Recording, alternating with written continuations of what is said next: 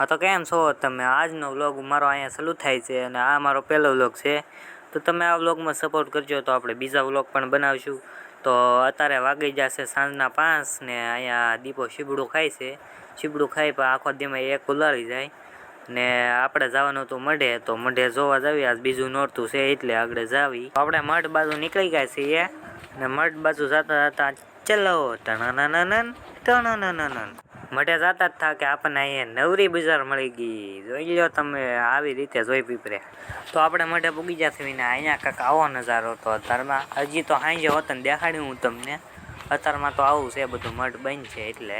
અત્યારે રાત પડી ગઈ છે ને હું મારા માસીની ઘરેથી હવે ઘર બાજુ નીકળી. ઘરે જઈને પછી હવે શું થાય એ તો જોયું જાય. તો આપણે ઘર બાજુ નીકળી ગયા છીએ. ચલો ટણાનાનન ટણાનાનન ઘર બાજુ જતા થા કે અહીં લુખી બાલ્ટી મળી ગઈ. તો હાલો ઢાબા ઉપર જઈને જોઈ નજારો કેવો